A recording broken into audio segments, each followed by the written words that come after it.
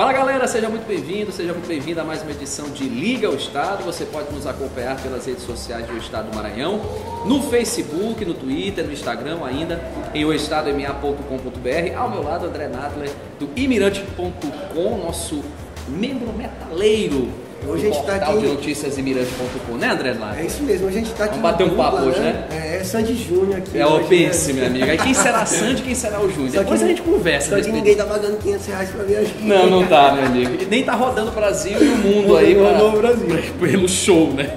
Mas hoje a gente vai xingar muito no Twitter. Rapaz, né? E falar em show, foi de lambança nessa rodada da Série A, né? Do Campeonato Brasileiro. Simplesmente o VAR foi protagonista, né? Em várias partidas ele foi o foco aí das discussões, decisões polêmicas e principalmente a demora na marcação de determinados lances, enfim. E o foco que a gente vai aqui discutir é o que aconteceu no jogo Palmeiras e Bahia, que inclusive envolveu um time que está diretamente ligado aí à disputa pela liderança da Série A do Campeonato Brasileiro. E aí fica aquela dúvida, né, André? Eu sei que você tem uma opinião, a gente pode até discutir aqui um pouquinho, vai fazer isso, mas será que o problema está no equipamento? Será que o problema está na estrutura? Ou o problema está no manuseio, de quem mexe na máquina? O que você acha? Eis a questão, acho que a grande dúvida é essa, né? Fica para todo mundo, porque o VAR é uma tecnologia que está chegando há pouco tempo no futebol, ainda está em fase de adaptação, não tem como dizer diferente disso, e eu acho que de certa forma o VAR por muitas vezes ajuda, auxilia, é uma ótima ferramenta. Só que a gente tem que contestar e criticar algumas coisas, como por exemplo a demora para resolução de cada dúvida que tem ali, né? A gente vê o protocolo, né? A gente vê como no jogo que você falou, Thiago, que foram 10 minutos para se decidir um pênalti que o juiz já sabia que era pênalti, ele estava a pouquíssimos metros. Um lance que dava para ele ver, não, sem ajuda eletrônica. Ali era muito fácil de decidir, mas foram 10 minutos, assim, desses 10 minutos foram pelo menos 5 minutos para ele se encaminhar para a cabine do VAR. Então isso é que eu não consigo entender, porque assim, quando ele recebe a chamada, né, eu acho assim, André, que de forma imediata, até porque ele em tese é a figura central, de maior autoridade no campo, ele devia tomar para si, não rapaz, eu vou ver o lance, eu vou lá. E não foi o que aconteceu, ele fica lá esperando, ele fica com aquele sinal, tira a dinâmica total do jogo. Esfria o jogo, né? Atrapalha o andamento do jogo, em outras palavras.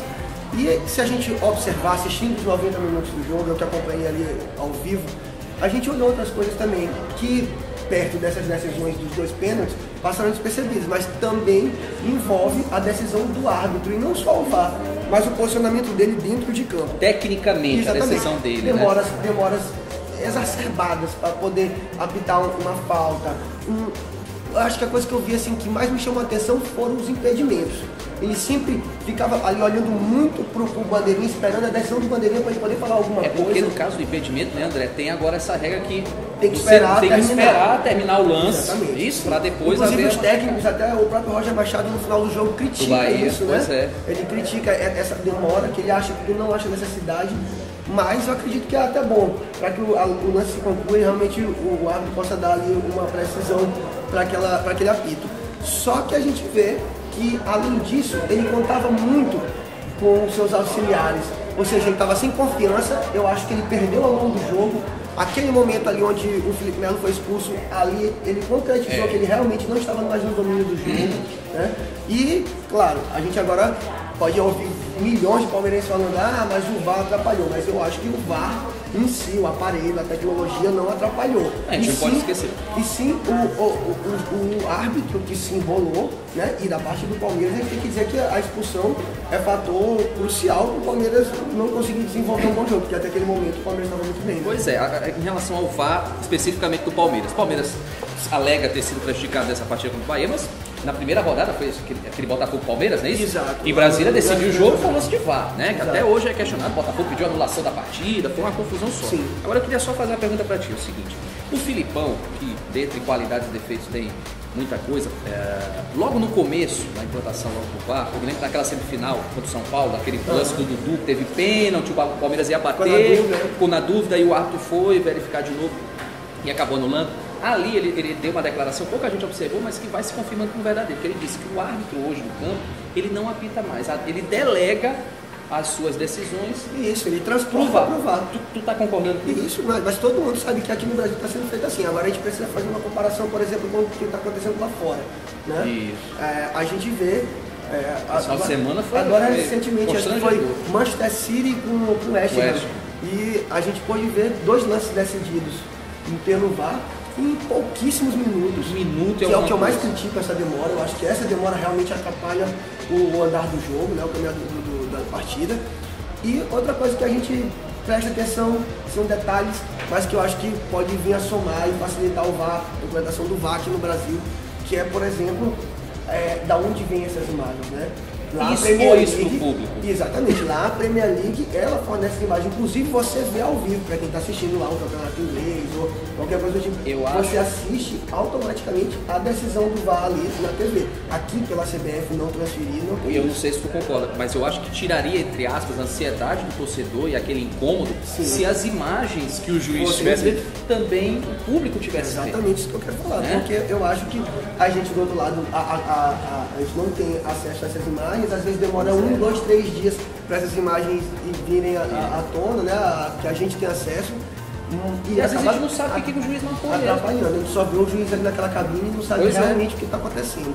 Eu acho que ficaria mais dinâmico, fica a dica, eu acho que é uma coisa que futuramente o Leonardo Gaciba, que é o coordenador de arbitragem, parece que vai rever isso, inclusive vai ter nos próximos dias uma entrevista coletiva, ele deve anunciar novidades, talvez seja uma delas, né?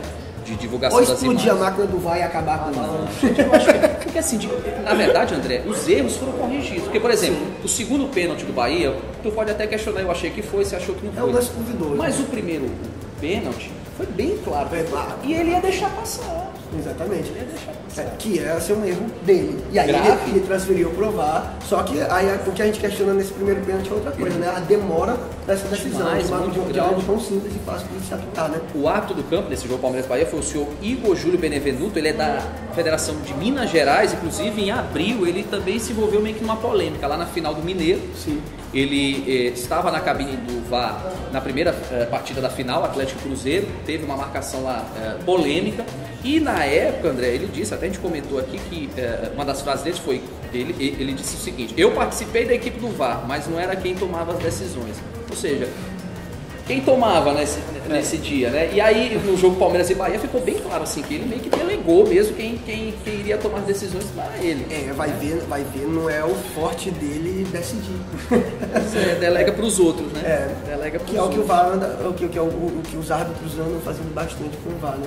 Deixando para que o VAR bata o martelo lá dentro do campo. E olha que se você comparou com o futebol internacional, o Campeonato Inglês foi a primeira rodada. Na primeira rodada, vale destacar isso mesmo. E detalhe também lá, né? Na Inglaterra, eles não adotaram, ao contrário de outras ligas, eles não adotaram logo naquele ano, na temporada passada. Demoraram um pouquinho mais. Por quê? Porque provavelmente eles devem ter percebido que não tinha profissionalização disso mesmo. Se prepararam e está um sucesso, pelo menos nessa primeira rodada, né? Parabéns para a Premier League. Pois é. Aprendeu um pouquinho, tinha que chamar esses atos em inglês. Vamos falar um pouquinho de futebol local, a gente vai falar agora do Imperatriz, o Imperatriz que está aí a um passo, né, André, do mata-mata, entrou no G4, não sai nessa rodada, independentemente dos próximos resultados ainda desta rodada desse fim de semana e do jogo também do Sampaio.